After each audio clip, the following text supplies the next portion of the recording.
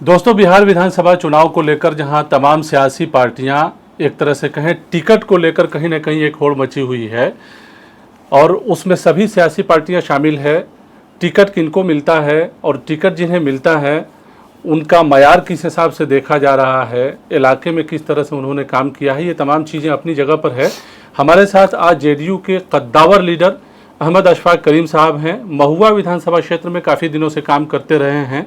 सबसे पहले अहमद अशफाक करीम साहब, स्वागत है, खैर मकदम है आपका हमारे इस प्रोग्राम में। पहला सवाल सर आपसे कि टिकट को लेकर आप क्या देख रहे हैं और महुआ विधानसभा क्षेत्र में चूंकि काफ़ी दिनों से आप काम कर रहे हैं, क्या कहेंगे सर? देखिए, सिर्फ एनडीए का मामला नहीं है। जो भी सियासी पार्टियां हैं जो बिहार में सियासत करती हैं या देश में सियासत करती हों, अगर गठबंधन की राजनीति होती है, कई पार्टियों को मिलाकर एनडीए हो या इंडिया हो, तो जाहिर है वहाँ पर वक्त लगता है। सबकी ख्वाहिशें होती हैं कि हमें ज़्यादा से ज़्यादा सीट मिले। हालांकि यह गलत है। हर पार्टी को ये सोचना चाहिए, जितनी छोटी पार्टियां हैं उनको ये सोचना चाहिए कि जनता दल यूनाइटेड बड़ी पार्टी है, भाजपा बड़ी पार्टी है बिहार में, तो उसका ख्याल रखना चाहिए। लेकिन ये ख्याल नहीं रखने की वजह से डिले हो रहा है और आपसी खामखा खलिश रहती है आपस में। हमारी पार्टी जनता दल यूनाइटेड 5 पार्टियों का गठबंधन है। हमारे माननीय मुख्यमंत्री श्री नीतीश कुमार जी, जो राष्ट्रीय अध्यक्ष है पार्टी के, उनकी पार्टी है। वज़ीर आज़म श्री नरेंद्र मोदी जी की पार्टी है। श्री चिराग पासवान जी की पार्टी है। श्री मांझी जी की पार्टी है। श्री उपेंद्र कुशवाहा जी की पार्टी है। तो ये 5 दलों का ये गठबंधन है जिसको हम एनडीए कहते हैं। अब ये तालमेल में ताख़ीर हो रही है, खींचा-खींची चल रहा है। तो ये हालांकि सब लोग एकजुट हैं, बावजूद है कि ये कोशिश है कि जितनी सीट ज़्यादा से ज़्यादा हमें मिल जाए। तो ये जो तरीक़ा है उसकी वजह से ये लेट हो रहा है। हालांकि रोज़ाना स्टेटमेंट आ रहा है सब पार्टियों का, चिराग पासवान जी का भी आ रहा है, उपेंद्र कुशवाहा जी का भी आ रहा है कि एनडीए एकजुट है। ये हकीकत है कि एनडीए एकजुट है, लेकिन जितनी ज़्यादा सीटें हमको मिल जाएं, ज़्यादा से ज़्यादा खींच लें, बस उसकी राजनीति है, कोई अलग नहीं है। बिल्कुल साफ है, ये मामला बिल्कुल साफ है। लेकिन हर आदमी की ख्वाहिश है, हर पार्टी की ख्वाहिश है, उनके सर्वे सर्वा जो उनकी ख्वाहिश है कि हमें ज़्यादा से ज़्यादा सीट मिल जाए, उसी में से ताख़ीर हो रही है। तो पार्टी अपने लेवल पर तो ये ज़रूर कह रही है कि कुछ मसला नहीं है, लेकिन कहीं ना कहीं उम्मीदवारों के लेवल पर जो है एक उठापटक, एक खींचतान देखने को मिल रहा है। देखिए, सभी लोग जानते हैं कि एनडीए एकजुट रहेगी तभी कामयाबी होगी, चाहे देश का मामला हो या रियासत बिहार का मामला हो। सब समझते हैं ये खींचातानी है, मैंने खबर भी कहा। लेकिन ये है, मैं समझता हूँ कि आज से कल तक सुलझ जाएगा और सबको मालूम है किसको कहाँ लड़ना है। सब लोग अपनी अपनी तैयारी कर रहे हैं। हर पार्टी के जो कैंडिडेट हैं वो सब अपनी अपनी तैयारी में हैं और मैं समझता हूँ कि उनकी तैयारी है। और 17 तक है नॉमिनेशन का वक्त है। अभी आज 12 तारीख है, आज से कल तक ये फैसला हो जाएगा और सब एकजुट रहेंगे।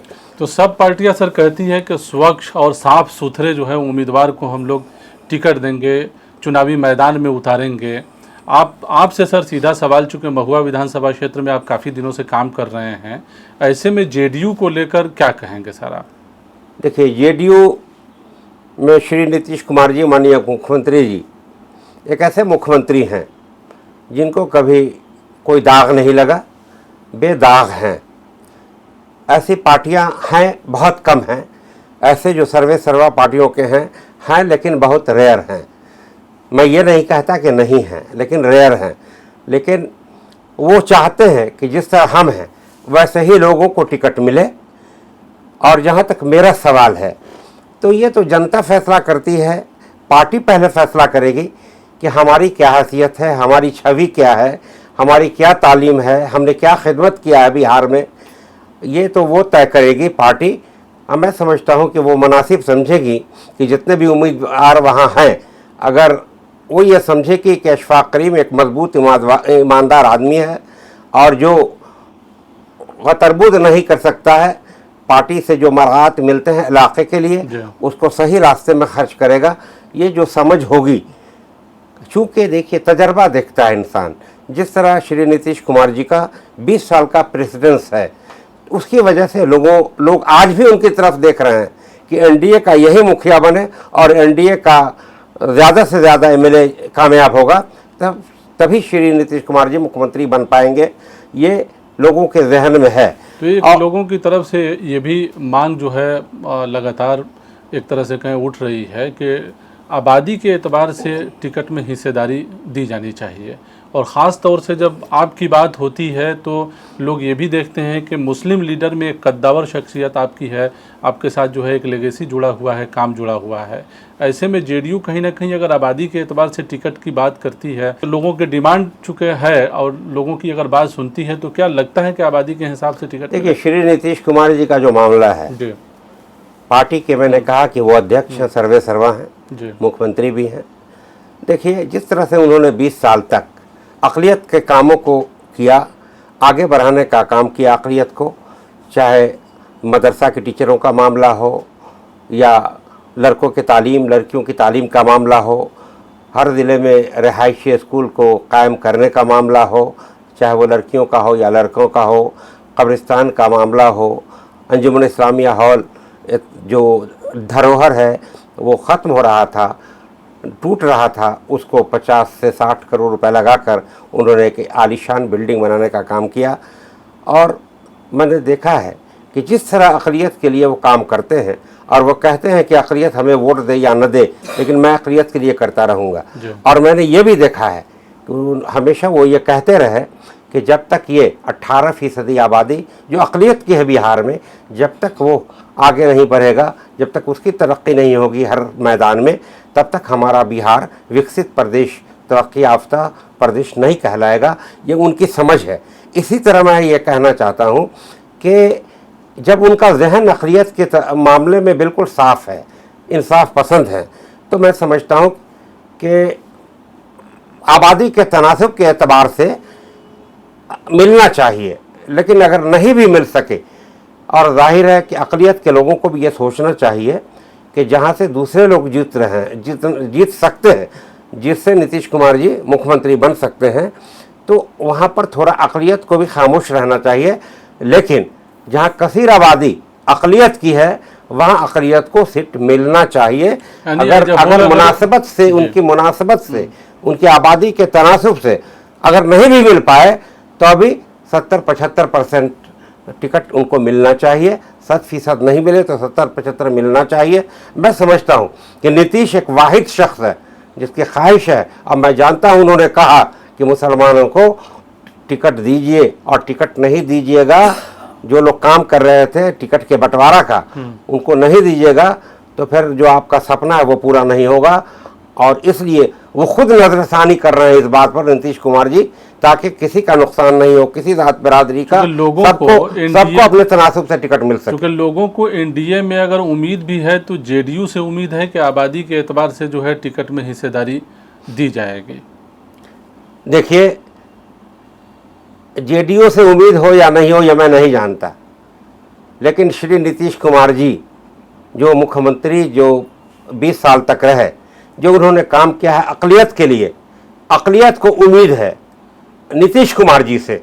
एनडीए से क्या उम्मीद है नहीं है यह मैं नहीं जानता हूँ, लेकिन नीतीश कुमार से ये उम्मीद है। और जाहिर है कि नीतीश कुमार जी उसके सर्वे सर्वा हैं, इसलिए जो उनका फैसला होगा वो एनडीए के और जदयू के सब लोगों को काबिल कबूल होगा। मैं ये समझता हूँ इतनी मजबूती नीतीश कुमार की है, इतना शऊर है कि वो सबको जो वो चाहते हैं वो सब लोगों को चाहना पड़ेगा। तो कुछ सवाल सर महुआ विधानसभा क्षेत्र से जुड़ा हुआ कि महुआ विधानसभा में आप काफ़ी दिनों से दौरा कर रहे हैं, जाहिर है उम्मीद है कि टिकट आपको मिलेगा, तो महुआ को लेकर जो है आपके पास क्या कॉन्सेप्ट है? महुआ की आबादी को अगर आपको बताना हो, महुआ विधानसभा क्षेत्र के लोगों को, तो क्या कहेंगे? देखिए, पहली बात ये कह दूं कि श्री नीतीश कुमार जी ने मुझसे कहा फरवरी में कि आप चुनाव लड़ो, हमने कहा कौन सा चुनाव, तो अब जो असेंबली होने जा रहा है तो उसमें हमने कहा ठीक है सर, हम लड़ेंगे, हम बताएंगे आपको। एक हफ्ता बाद मैंने बताया कि मैं महुआ से लड़ना चाहता हूँ। पिछले बार आपके पार्टी की शिकस्त हो गई थी, इसलिए हम चाहते हैं कि वहाँ शिकस्त नहीं हो, कामयाब हो, वहाँ का विधायक जो भी हो वो कामयाब हो। तो मामला सिर्फ मेरा नहीं था, उन्होंने कहा नहीं तुमको लड़ना है। और मैं समझता हूँ कि इस 8 महीने में 10 बार ज़रूर मैं गया हूँ श्री माननीय मुख्यमंत्री जी से मिलने, और हमेशा तकरीबन 9 बार बैठे रहे हैं बगल में ये श्री विजय चौधरी जी माननीय मंत्री, और वो कहते रहे कि देख लीजिए यही लड़ेगा, इसको ही लड़ना है, अशफाक करीम ही लड़ेगा वहाँ, आप लिख के रख लीजिए इस बात को। और उनका जो करता धरता है वो भी उसको कहते रहे कि याद रखोगे, कह दोगे सबको, याद दिलाते रहोगे। तो बावजूद है कि मैंने जब काम करना शुरू किया महुआ में, महुआ विधानसभा में, तो हमने ये कहा कि हम मजबूत करने आए हैं पार्टी को, हम चुनाव लड़ने नहीं आए हैं। पिछले बार शिकस्त हुई, श्री नीतीश कुमार जी ने कहा कि जाके मजबूत करो उस इलाके को। तो भाई मैं कहना चाहता हूँ कि नीतीश कुमार जी ने जितना काम किया है, चौतरफा काम किया है, हर जात बरादरी के लिए काम किया है, हर मज़हब के लिए काम किया है, हर गरीब को नीचे से ऊपर उठाने का काम किया है। तो अगर चाहते हो कि 20 साल की तरह जिस तरह काम किया है, जो बचा हुआ काम है वो कर दें, तो आप लोग देखो नीतीश कुमार की तरफ, एनडीए को देखो और उसके मुखिया नीतीश कुमार जी को देखो, ताकि वो 25 से 30 तक मुख्यमंत्री बन सकें। और बहुत लोगों ने कहा कि आप चुनाव लड़ेंगे, मैंने कहा देखिए ये मैं नहीं जानता, मैं पार्टी को मजबूत कर रहा हूँ। वहाँ मैंने एक बार भी नहीं कहा कि मैं चुनाव लड़ने आया हूँ, लेकिन मेरी गुफ्तगू से, मेरी बात से, मेरे अखलाक से लोग कन्विंस होकर के लोगों के जहन में यह बात आ गई कि नहीं आपको चुनाव लड़ना है। तो आज भी फोन पर फोन आ रहा है, मेरे जितने भाई खाएँ बैठे हुए पटना में रहते हैं उनको फोन पर फोन आ रहा है, कब फैसला हो रहा है, कब अशफाक करीम को टिकट मिलेगा। तो लोगों ने वहाँ के मोहब्बत देने का काम किया, और नीतीश कुमार जी के नाम पर कि अशफाक करीम यहाँ से जीत जाएगा तो नीतीश कुमार जी से काम करा सकेगा, इस इलाके का सरकार से काम करा सकेगा, ये लोगों की ख्वाहिश हुई, लोगों की ख्वाहिश हुई। तो मैंने भी लब्बैक कहा उसको, और मैंने भी कहा कि ठीक है मैं लड़ूंगा, आप हमको टिकट दीजिए। तो श्री नीतीश कुमार जी बिल्कुल चाहते हैं कि अशफाक करीम को टिकट मिले, और मिलेगा टिकट तो सिर्फ नीतीश कुमार जी की वजह से मिलेगा, क्योंकि उनको अक़लियत से एक ताल्लुक़ है, एक लगाव है।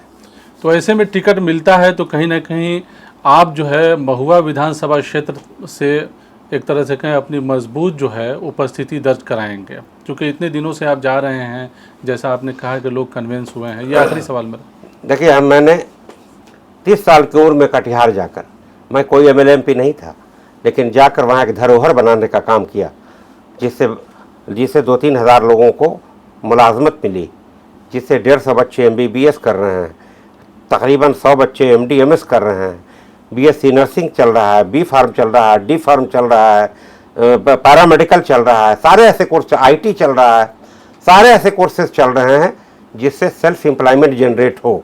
तो जिसने काम किया बगैर MLA MP रहे हुए उस कम उम्री में, जाहिर है कि MLA होता है या MP होता है तो उसको और मजबूती मिल जाती है, कुछ बरात ज़्यादा मिल जाते हैं, सरकार का सपोर्ट हो जाता है ख़ास तौर पर उसको, तो ज़्यादा काम करने में बनता है। ये बिल्कुल सही है। अगर हमारा तजर्बा और हमारा प्रेसिडेंस ये बता देगा और लोग ये समझते हैं कि ये आदमी हर तरह से खुद कफील है, इसको कुछ अलग ढंग से कहीं कोई जुगाड़ करने की ज़रूरत नहीं है, ये खुद से अपना काम करेगा। और मैं कहता हूँ कि मुझे टिकट मिले न मिले, मैं महुआ के लिए, चूँकि हमारा इलाका है, ये हमारी पैदाइश हुई है तेज़ा गांव में, जिसका ब्लॉक है पातेपुर और जिसका अनुमंडल है महुआ, तो जाहिर है ये हमारा इलाका है, वैशाली ज़िला है, हम इसको आगे बढ़ाने का काम करेंगे।